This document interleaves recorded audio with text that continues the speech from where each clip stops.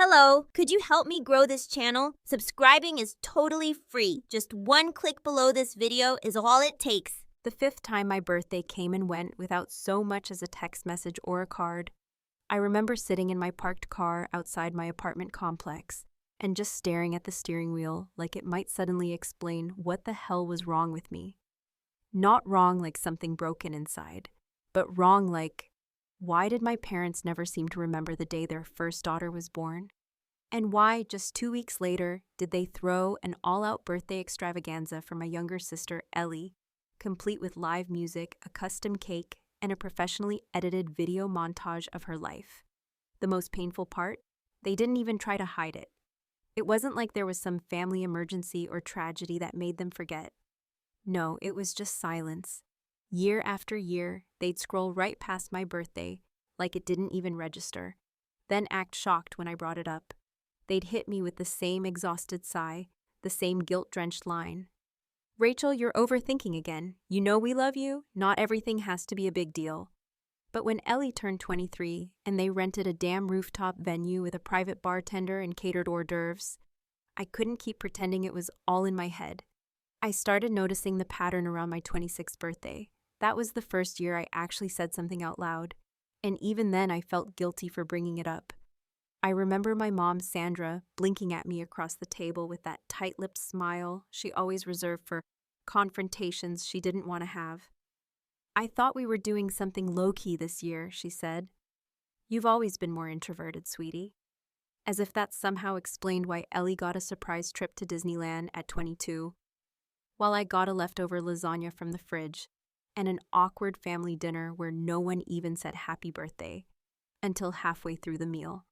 At first, I convinced myself I didn't need the fuss. I wasn't a little girl anymore, right? I didn't need balloons or Instagram posts or 50 people screaming while I blew out candles. But year after year, as Ellie's birthdays became borderline productions and mine became a day I tried to avoid checking my phone, the resentment built like water behind a dam. I felt childish even thinking about it. And that made me feel even worse. Like I was some spoiled brat whining about a lack of attention when I should have been grateful for having a roof over my head. And parents who loved me. Except, it didn't feel like love. One year, I came home to visit during the summer. I was already dreading it. But it was my birthday weekend, and I hadn't made any other plans. I told myself maybe, just maybe, they'd remember. That I was overreacting, being dramatic, all the things they'd accused me of being before.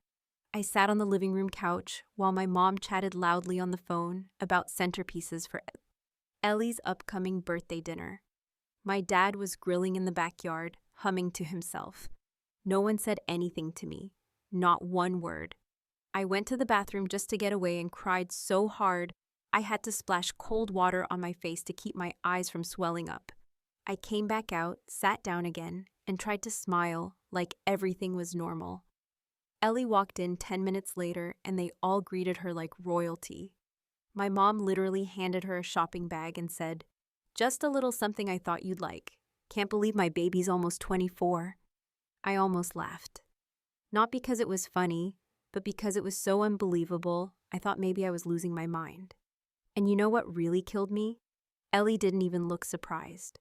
It was like she expected it. Like she knew exactly what place she held in their world and what place I didn't. When I finally got the nerve to bring it up, again, it was the same script all over.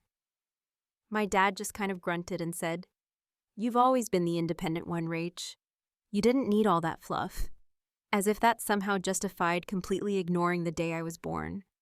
What burned the most was when I saw the Facebook post my mom made 2 weeks later for Ellie's birthday. It was one of those sappy photo collage things with a caption that said, "Happy birthday to the brightest light in our lives. You make every day better. So proud to be your mom." And it wasn't like she forgot about social media. She'd been online every single day of the week of my birthday, posting garden pics and recipes. She just didn't bother with me. That year, I didn't confront her. I didn't argue. I didn't cry.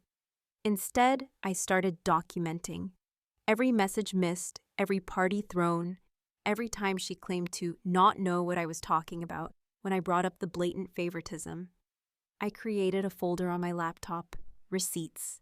Screenshots, texts, photos. It felt petty at first, like I was building a case against my own family, but it gave me some sense of sanity. Proof that I wasn't imagining things, that this wasn't some twisted narrative I'd created in my head because I was jealous or insecure or whatever convenient label they like to slap on my feelings. Then came the message that changed everything. It was a text from my mom, but it wasn't meant for me. It was meant for someone else, maybe one of her friends or Ellie or God knows who. She must have clicked the wrong thread. It said, "Rachel's so exhausting. She always finds a way to make everything about her. Can't she just let her sister have her moment for once?" That one hit different. It was like the universe ripped the curtain down and said, "Here, this is what they really think of you." Not just forgotten, not just overshadowed, but a burden, a problem, an embarrassment. I didn't respond. I didn't even breathe for a full minute. I just stared at the screen and thought, so this is it. This is how they talk about me when I'm not around. That night, I made a decision I didn't realize I'd been building toward for years. I was done playing the role they wrote for me. I was done pretending to be okay with being ignored, dismissed, and gaslit into thinking it was love. I wasn't going to scream. I wasn't going to cry. I wasn't even going to announce it. I was going to collect every damn receipt. And when the time was right, I'd burn the whole fantasy to the ground. I think the worst part wasn't the forgetting. It was how natural it seemed to them. How they'd just moved on from my birthday, like it had no place in the family calendar. Like it was just an unfortunate administrative oversight in the schedule of Ellie's celebrations. By the time I hit 30, I could pretty much predict how it was going to go. A full spread of decorations and catered food for Ellie's birthday on August 2nd, and absolute radio silence on July 19th. Year after year, no calls, no cake, no dinner invitation, nothing. And yet they still managed to act surprised whenever I pointed it out, as if I were pulling drama out of thin air. Growing up, it was subtle. I didn't notice the patterns until much later, looking back like flipping through a cracked photo album that only had pictures of one child. When I turned 16, I got a used backpack vacuum-sealed in a plastic bag and handed to me at the breakfast table like it was a chore choreographed into the morning routine. No candles, no party, not even a happy sweet 16 balloon. 2 years later, when Ellie turned 16, they threw her a surprise party at an indoor rock climbing gym with 20 of her friends, a giant cake shaped like a climbing wall, and a brand new car parked out front with a big red bow. When I asked them about the car, my mom laughed and said, "Well, we didn't have the means back then when you turned 16. Which, fine, I could have believed. Except 2 weeks after my birthday that same year, my dad went out and bought himself a brand new Harley. It wasn't about money. It was about care, effort, thought, and the way they rationed all of it around Ellie like she was the only person in the house who needed to feel special. I told myself for a long time that maybe I was the problem. Maybe I hadn't made it easy for them to love me. I wasn't bubbly like Ellie, and I wasn't overly affectionate either. I was responsible, quiet, and always kind of wary around them, probably because I learned early on that their love had limits. It came with strings and footnotes. Ellie could scream and throw a tantrum, and they'd call it just a phase. I could express the smallest bit of anger, and I'd be accused of being difficult. It was a house where affection came in the form of compliments to Ellie and reminders to me to be less intense. One year, I didn't even bother going home for my birthday. I told them I had work, even though I didn't. I just didn't want to be there again, watching my sister's birthday turn into a neighborhood spectacle while mine passed like a forgotten deadline. I stayed home, made myself a boxed cake, and watched reruns of cooking shows until the day ended. My phone stayed silent all day except for a single text from my friend Lisa that said, "Thinking about you today. Hope you're okay." Lisa was the first one to really say what I had been too scared to admit. It was after Ellie's 21st birthday, when they surprised her with a group vacation to Aruba. My parents filmed the whole thing like a mini documentary, complete with emotional background music and hashtags. I watched the video through gritted teeth, not because I wanted Aruba, but because I wanted to know what it felt like to be worth that kind of joy. When I told Lisa I was hurt, She didn't do what my family always did. She didn't say I was too sensitive or that I should be happy for my sister. She looked at me and said, very plainly, "That's emotional neglect, Rach. They're emotionally starving you and then acting like you're crazy for feeling hungry." I remember that conversation because it was the first time I didn't feel insane. The first time someone said it out loud and didn't sugarcoat it or wrap it in excuses. I sat in my kitchen that night and scrolled through every photo of Ellie's birthday bash. There were string lights and flower crowns and a live violinist. She was standing in the middle of it all, champagne glass in hand, beaming like someone who knew the world would always show up for her. And maybe it would, maybe it always had. The comparison wasn't even subtle anymore.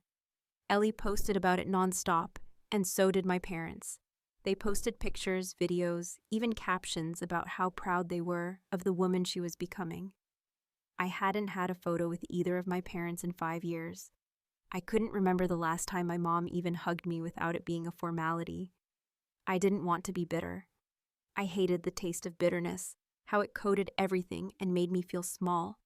But it was hard not to be angry when you realized you had been raised in a house that made room for one child's light and asked the other one to live quietly in the dark. That was the night I started putting it all together. Not just the missed birthdays, but the comments, the inconsistencies, the blatant favoritism masked as personality differences. I started writing everything down. I printed photos and marked dates. I made spreadsheets, not because I wanted to prove anything to them, but because I needed to prove it to myself. I needed something to look at that said, "No, Rachel, you're not imagining this." 2 weeks later, I attended Ellie's birthday dinner. I showed up late and left early. I watched as my parents toasted her achievements, including one I was sure I had done first, winning a scholarship, which they never once mentioned when it was me. I kept my face neutral, smiled when necessary, and stood at the edge of every group photo. But the moment that stuck with me happened in the hallway when I went to grab my coat. I heard my mom laughing with her friend in the kitchen. I couldn't catch the full conversation, but I caught enough. "She's so emotional," my mom said, voice dripping with performative concern. "I don't know where we went wrong with her. She always wants to be the center of attention." I walked out without saying a word. That night, I posted a video, a side-by-side comparison of Ellie's birthdays over the years and mine. No commentary, no captions, just images and dates. It wasn't angry, it wasn't even sarcastic. It was factual, visual, undeniable. The response was overwhelming. People I hadn't heard from in years messaged me to say they had noticed it too. Strangers shared it, commented, tagged their siblings. It didn't explode, but it made a dent. And for the first time, I felt like the story wasn't just trapped inside me. I had taken a piece of it and held it up to the light. The next morning, I woke up to a comment from my mother under the video. It simply said, "You've always been jealous. Grow up." And just like that, any remaining piece of doubt I had about their intentions fell away. I wasn't just forgotten, I was dismissed, deliberately. And they never expected me to do a damn thing about it. But they were wrong. So wrong. The morning I finally decided to cut contact with my parents, it wasn't some dramatic, tear-filled revelation. There was no screaming match, no final straw where I threw my phone across the room or broke down sobbing into my pillow. It was far quieter than that, quiet in the way that a broken clock is quiet, because it simply stopped working. I woke up, made myself coffee, and realized I hadn't spoken to either of them in over a month, and they hadn't noticed, or at least hadn't cared enough to reach out. And instead of feeling hurt or abandoned, I just felt numb, completely, totally numb. I stared at my coffee, then at the sunlight stretching across the floor, and it hit me that for all the energy I had poured into trying to get their attention, trying to be seen, trying to be loved in the way Ellie was, I had never actually considered the possibility that maybe, just maybe, I could stop trying. That afternoon, I blocked them. My mom, my dad, and yes, even Ellie. I didn't leave a message or send a warning. I didn't feel like I owed them a grand exit speech. If they noticed, they noticed. If they didn't, well, that would just confirm what I already knew.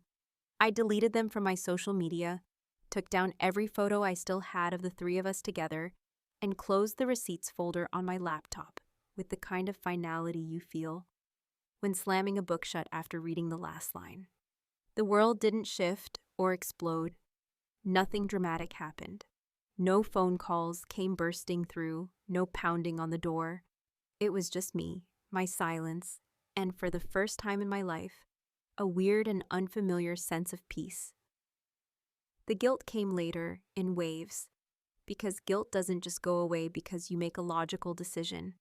It's muscle memory. You feel it even when you know you shouldn't. But I was firm. I didn't reach out.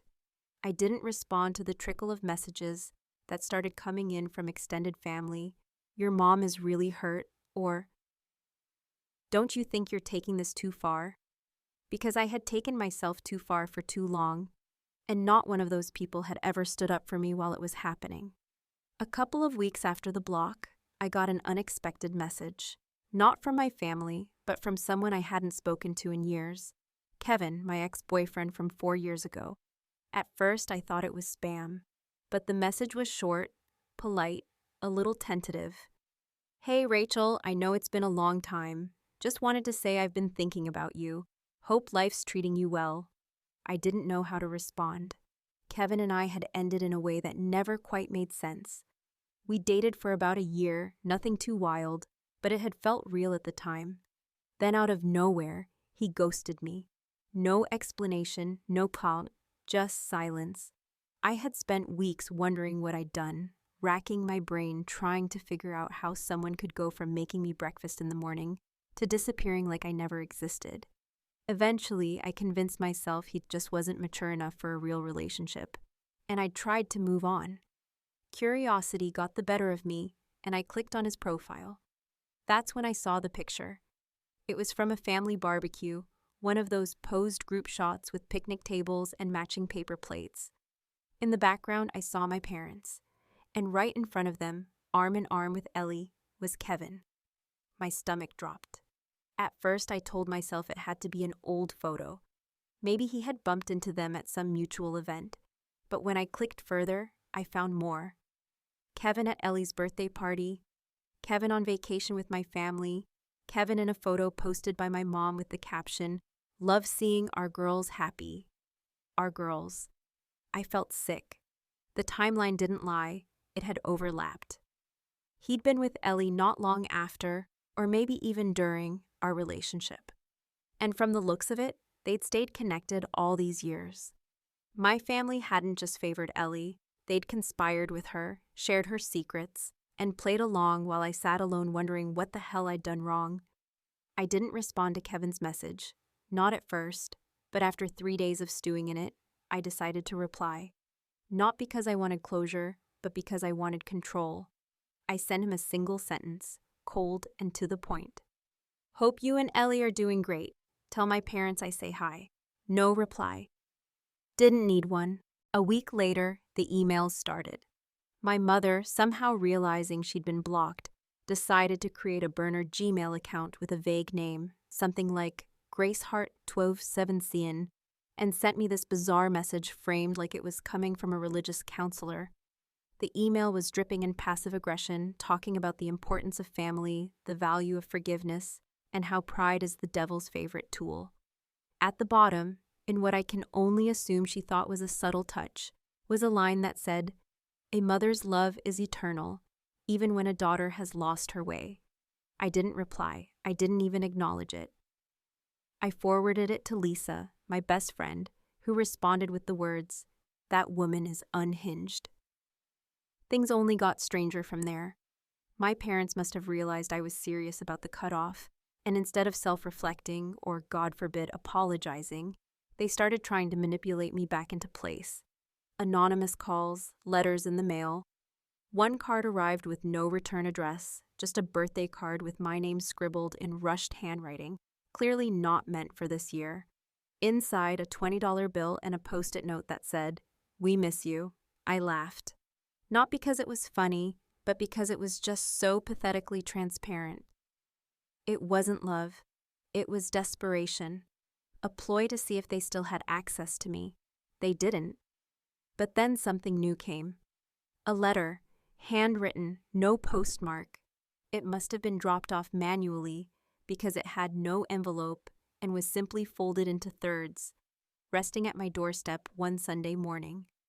The handwriting was shaky, older, not my parents'. It was from Grandma Jean. I hadn't seen or spoken to her in years, but I had always remembered her as the only adult in the family who treated me like I was more than just background noise.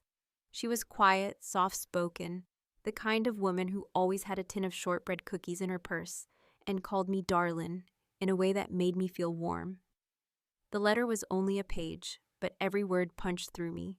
She wrote that she was proud of me, that she had seen what was happening for years, and that she had stayed silent longer than she should have.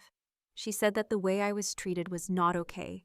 She also wrote something else, something I wasn't ready for.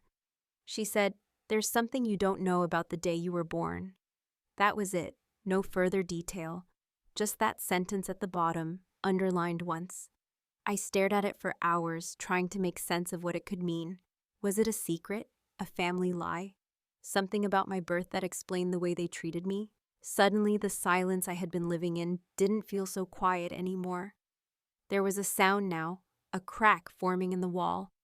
I thought I had sealed shut, and behind it, something was starting to push through. When I tell people that a single sheet of lined paper managed to dig up everything I thought I had buried, they usually look at me like I'm exaggerating, as if all the pain I've carried for years could be unraveled by one vague sentence written in shaky cursive. But that's exactly what happened. I must have read Grandma Jean's letter a dozen times in one sitting, pacing across my living room like the words were going to rearrange themselves into something easier to swallow. That final line, "There's something you don't know about the day you were born," looped in my head like a riddle I wasn't meant to solve. It filled every corner of my mind, not with answers, but with more questions. Why now? Why me? And most of all, what truth had been buried so deep that even Grandma Jean had waited decades to say something? For the next 2 days, I didn't sleep properly. I went through every memory I had of my childhood with a magnifying glass, trying to spot the invisible ink they'd used to write the parts I wasn't supposed to see. My parents had never talked much about the day I was born. No funny stories, no home video clips of my first days. My baby book had about 3 pages filled in, and even those felt rushed. My name, my weight, the hospital, and one blurry photo of my mom looking exhausted. Ellie's baby book, in comparison, was overflowing. Locks of hair, hospital wristbands, a list of her first words, even a poem my dad wrote about her being the light of our lives. I used to tell myself that maybe they just got busier the second time around. Now I knew better. I called every hospital in the county pretending I was doing genealogy research, trying to get birth records, trying to find something, anything, that would explain why Grandma Jean wrote what she did. Most of them gave me nothing, citing privacy laws. But one clerk, an older woman with a soft voice and probably too much time on her hands, offered to search their archives just to check. When she came back on the line, she confirmed I had been born there, on July 19th, exactly as I had been told. So the mystery wasn't about where or when. It had to be about why. I remembered Grandma Jean once told me that when I was born, my mom didn't hold me for the first 2 days. At the time, I thought she had meant it casually, like maybe my mom was recovering or exhausted. But now, with everything swirling in my head, I started to wonder if it had been something else. Maybe it hadn't been exhaustion. Maybe it had been regret. So I did what I had to do. I called Grandma Jean. At first she didn't pick up. I tried again the next day, and this time she answered with a soft, "Hello?" Her voice was thinner than I remembered, but there was still warmth in it. I told her I got the letter, and she was quiet for a long time. I didn't push. I waited. Eventually, she let out this deep, shaky sigh and said, "I thought it was time you knew." She told me that when my mother found out she was pregnant with me, it wasn't a happy moment. It was a mistake. My parents had been fighting constantly back then. Money problems, trust issues, everything you don't want going on when you're starting a family. My mom had been planning to leave my dad. She had even packed her bags, apparently. But then she found out she was pregnant, and suddenly everything stopped. According to Grandma Jean, my mother cried for 2 straight days, not because she was afraid, but because she didn't want to keep me. She didn't want to be a mother at that time. My dad, on the other hand, begged her to stay. He promised her things would change. He told her the baby, me, could be a fresh start. So she stayed. She stayed, but she never really forgave the decision. When I was born, my mom refused to see me. Nurses had to convince her to even hold me once before we were discharged. My dad took on most of the early parenting duties, not because he was great at it, but because my mother wasn't willing to try. Grandma Jean said it was obvious from the beginning that something was wrong, that my mother had formed this quiet resentment toward me, like I had stolen her chance at escape. Ellie, born 3 years later, was the child my mom wanted. That was the difference. I had come at the wrong time, under the wrong circumstances, and for the wrong reasons. Ellie, on the other hand, was planned, celebrated, and welcomed like a blessing. Suddenly it all made sense. Not just the forgotten birthdays or the favoritism, but the quiet, cutting things my mother used to say. Like when she'd look at old photos of Ellie and whisper, "That was the happiest time of my life." Or when she once told me during a fight, "I gave up everything for this family." I used to think she meant her job, or her social life, or some abstract version of freedom, but she meant me. She meant giving up, leaving. I hung up the phone with Grandma Jean feeling like my chest had been cracked open and rearranged. There was a kind of relief in knowing the truth, but it didn't soften the betrayal. If anything, it made it worse. I had spent my whole life trying to earn the love of someone who had never wanted to give it in the first place. I wasn't unloved by accident. I was unloved by design. For a while, I didn't know what to do with that. It sat in my chest like a stone, heavy and useless. But then I remembered the savings account. Grandma Jean had always promised me, quietly and without explanation, that she was setting something aside for me. I never thought she meant anything serious, maybe a few $100s or some keepsake. But after our call, she emailed me the information. There was an account in my name with enough money to change my life. It wasn't millionaire money, but it was more than enough to finally launch the business I'd always dreamed about. I'd been stuck in a dead-end job for years, working just to survive, afraid to take risks. But now I had the means, and more importantly, I had the reason. I used the money to start my own company, small at first, just freelance work and consulting. But it grew. I grew. And while I was growing, something interesting started happening. The video I had posted comparing my birthdays to Ellie's had started circulating again. Someone had reposted it with a commentary about emotional neglect and the invisible wounds of being the unfavored child. Suddenly, I was getting messages from strangers telling me they saw themselves in my story. Others were tagging my parents, leaving comments about favoritism, asking uncomfortable questions. It was subtle, but I knew it was causing ripples. Then a month later, Ellie's workplace came under fire for a plagiarism incident. A marketing campaign she had pitched bore a striking resemblance to one of my college projects, an old portfolio I had once shown her during a family visit. I didn't accuse her publicly. I didn't have to. An anonymous tip was enough. Her company launched an investigation. I never found out if she lost her job, but her social media turned quiet overnight. I didn't feel guilty. Not one bit. I had spent years keeping my mouth shut, pretending everything was fine, while they fed Ellie every advantage and left me to clean up the crumbs. It wasn't revenge, it was balance. Then one day there was a knock at my door. It was my mother. She was alone, no makeup, hair pulled back, wearing one of those oversized cardigans she used to wrap herself in on cold nights. She looked older than I remembered, smaller somehow. When I opened the door, she didn't speak right away. Her eyes filled with tears, and she whispered, "You're all we have left. Please." I let her in, not because I wanted to, but because I needed to hear what she'd say when there was nothing left to hide. When my mother stepped into my apartment that afternoon, the silence that followed felt like it could swallow the entire room. She stood just inside the doorway, as though she was afraid that if she moved too far in, she might break something. I had never seen her like that before. Quiet, cautious, uncertain of her place. For the first time, she didn't walk in like she owned the space, didn't assume she could speak and I would listen, didn't look at me like I was some ungrateful daughter she had to tolerate. Instead, she looked at me like I was a stranger, and in that moment, maybe I was. I motioned for her to sit at the kitchen table, not because I wanted her to get comfortable, but because I needed some structure, some sense of control over the unfolding scene. The smell of coffee still hung in the air from earlier, and the late afternoon sun cast long shadows across the floor, making the room feel both too bright and too cold.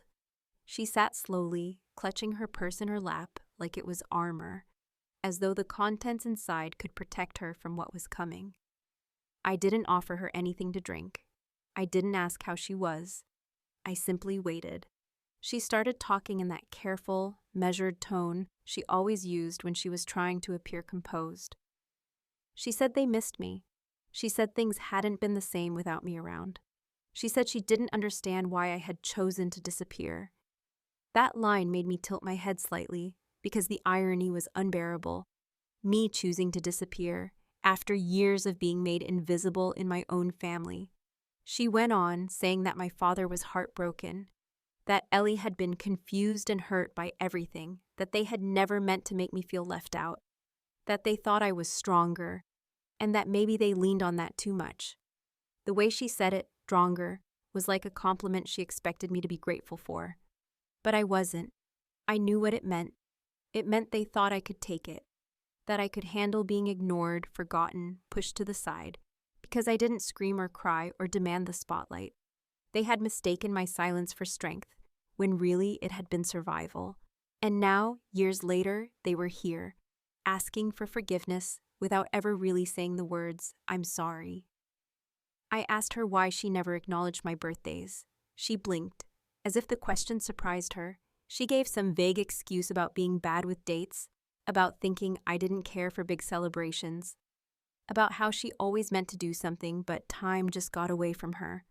I asked her why Ellie got parties and cruises and love letters in public Facebook posts, while I got nothing. She said it wasn't favoritism, that it was just different relationships with different children. She said I had always been independent, and that Ellie had needed more. More what, I asked. More love? More attention? More visible support? She didn't answer. Instead, she shifted the blame to my father, said he was the one who insisted on the big gestures, that she just went along with things, that she tried to keep the peace. Then she pivoted and said that maybe I had misinterpreted things over the years, that maybe I had been too sensitive, that maybe, just maybe, I had created a narrative in my head that wasn't entirely fair. And that was when I realized nothing had changed. She hadn't come to take responsibility. She had come to clear her conscience, to cry in my presence, to be seen as the wounded mother who just didn't know how to love the right way. She wanted absolution, not accountability. So I stood up, walked to the other room, and came back holding the folder I had created years ago, the one labeled Receipts. I placed it on the table in front of her, slowly and without speaking. She reached for it like it might bite her. I told her it was everything, every ignored message, every missed birthday, every moment I had spent wondering if I was crazy. I told her it was proof that I hadn't imagined any of it. She opened it and flipped through a few pages before pushing it away like it was making her physically ill. I waited again, giving her the chance to say something, anything that resembled truth. She didn't. She just wiped her eyes and said, "We never meant to hurt you." And I nodded because I believed her. I truly did. I don't think they ever sat down and decided to make me feel like an afterthought. I think it was worse than that. I think I just never mattered enough for them to notice they were doing it. She stood up and said she hoped we could start over. That family was too important to throw away over misunderstandings.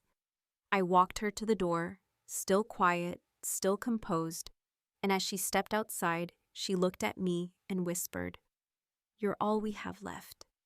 And I looked back at her and said, "Then maybe you should have treated me like I was someone worth keeping." I closed the door without waiting for her reply. Weeks passed, then months.